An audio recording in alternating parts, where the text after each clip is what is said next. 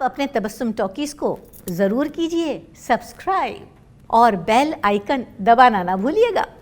आदाब, नमस्कार, सत श्री अकाल। दोस्तों, मैं हूं होशांग गोविल, आपकी अपनी तबस्सुम जी का बेटा, और आप देख रहे हैं तबस्सुम टॉकीज।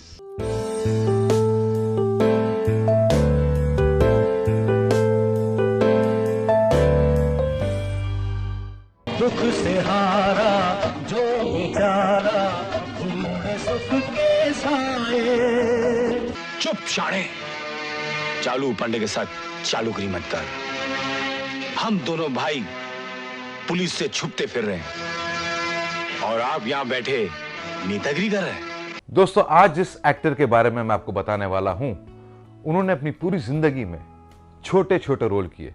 उन्हें कभी भी कोई बड़े रोल नहीं किए, जबकि उनके पिता अपने वक्त के यानी ब्लैक एंड व्हाइट के जमाने के एक्टर थे।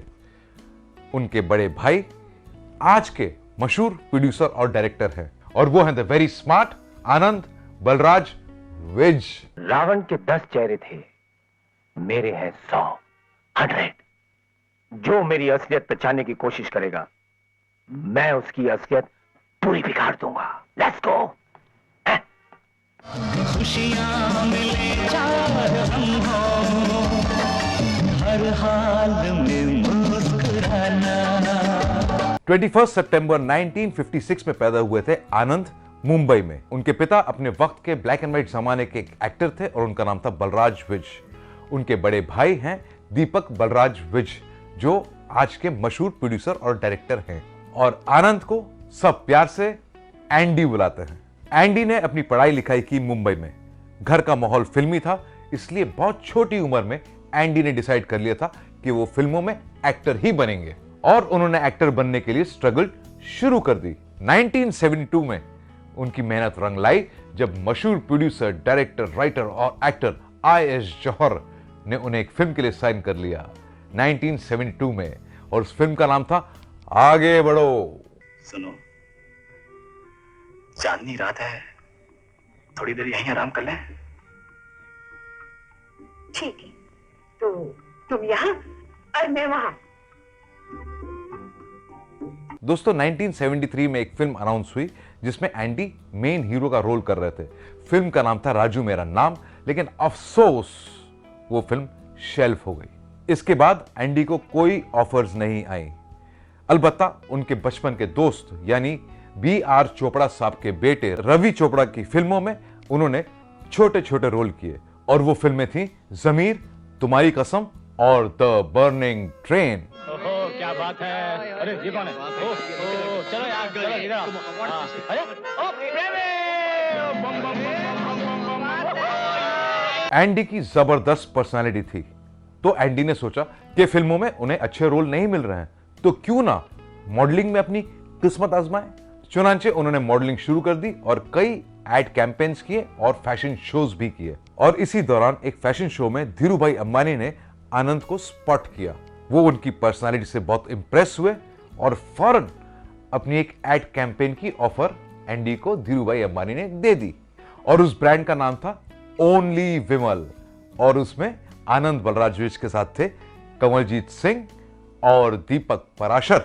बस फिर क्या था, ये एड कैंपेन यानी ओनली विमल सुपर हिट हो गया और एंडी टॉप मॉडल्स की लिस्ट में आ गए। मॉडलिंग के साथ साथ एंडी ने फिल्मों में भी स्ट्रगल जारी रखी, लेकिन अफसोस कोई नतीजा नहीं निकला। एंडी की किस्मत का सितारा चमका 1982 में, जब उन्हें एक मेन लीड का रोल ऑफर किया गया। फिल्म का नाम था सुगंध, जो आई थी 1982 में, और एंडी के ऑपोजिट थी आरती गुप्ता।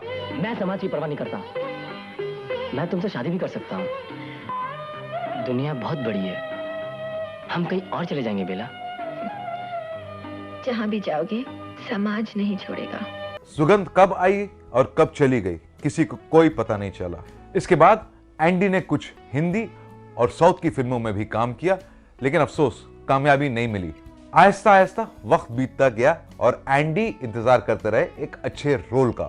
फिल्मों में तो एंडी को सक्सेस मिल नहीं रही थी, लेकिन मॉडलिंग वर्ल्ड में वो धूम मचा रहे थे। एक बार एक फैशन शो के दौरान मशहूर प्रोड्यूसर, डायरेक्टर, राइटर सुभाष घाई ने एंडी को देखा। वो एंडी की पर्सनालिटी से बहुत इंप्रेस हो गए और इमीडिएटली एंडी को साइन कर दिया।